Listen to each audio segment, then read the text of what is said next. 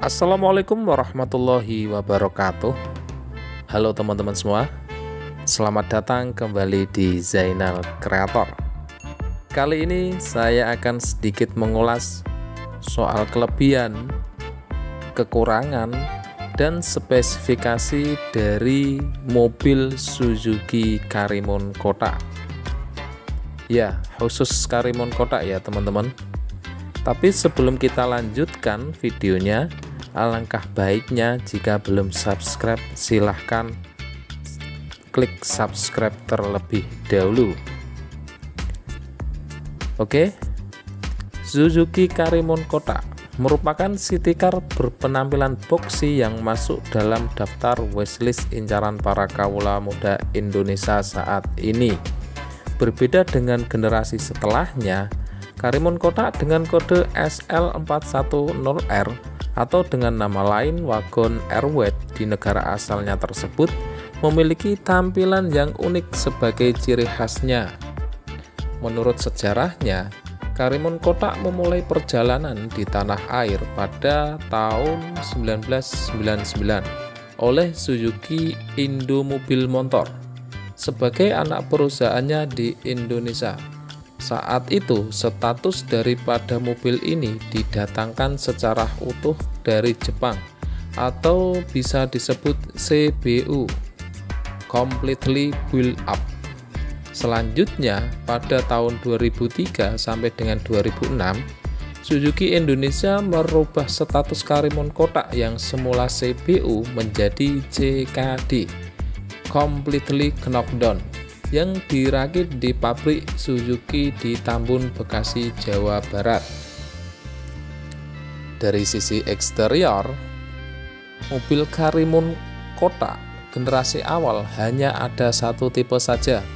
Barulah pada tahun 2002 hadir dua tipe yaitu GX dan DX. Karimun Kotak tipe GX adalah varian yang tertinggi. Pada sisi eksterior, tipe GX telah dilengkapi roof rail di atas atapnya, handle pintu bagasi belakang yang lebar, adanya fog lamp, grill depan dengan garis krom sehingga terlihat lebih mewah. Untuk velgnya berbentuk palang 5 dan ada wiper belakang sehingga tampak tidak terlalu polos.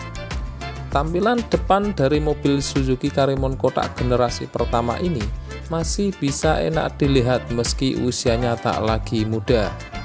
Grill berlapis krom horizontal juga makin memperkuat auranya. Kendati headlampnya bukan pakai mika jenis kristal, namun cukup menambah terangnya cahaya.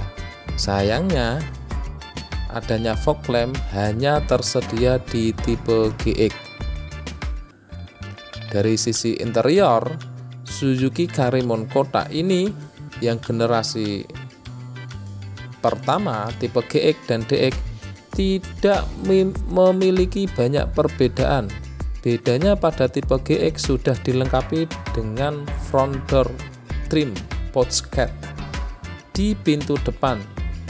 Juga terdapat laci tempat penyimpanan di bawah kursi penumpang depan dan hadirnya jam digital pada bagian tengah dashboard untuk varian tertinggi. Kedua tipe Suzuki Karimun Kotak Gen 1 ini dilengkapi dengan fitur standar seperti electric power steering, tachometer, AC yang dilengkapi eco mode, power window hanya pada kedua pintu depan, central lock, hand grip, head unit merek JVC, dan trim seat back pocket atau kantong di belakang jok depan. Untuk teknologi yang ada pada Karimun Kotak ini adalah AC Economy Mode, salah satu teknologi yang unik ya teman-teman. AC Economic Mode dengan hanya menekan sebuah tombol AC Eco di kolom pengaturan AC. Ketika fitur ini diaktifkan, maka kompresor AC akan bekerja lebih sering mati hidup dibandingkan mode normal. Ini menyebabkan beban mesin sedikit berkurang ketika kompresor AC berhenti bekerja sementara. Dengan mode ini akan lebih hemat BBM, tapi kompresor juga bisa lebih cepat jebol. Begitu ya teman-teman teknologinya. Untuk spesifikasi dimensi ukuran dari Karimun kotak: panjang 3410 mm, lebar 1575 mm, tinggi 1705 mm, kapasitas tangkinya itu 42 liter. Spesifikasi mesin untuk Suzuki Karimun kotak: seri mesin kode F10A 4 silinder segaris 8 katup SOHC karburator. Untuk tenaga maksimum 52,5 horsepower pada 5.500 rpm. Torsi maksimum 102 Nm pada 4.000 rpm. Kapasitas silinder 970 cc. Bore stroke 65,5 mm kali 72,0 mm.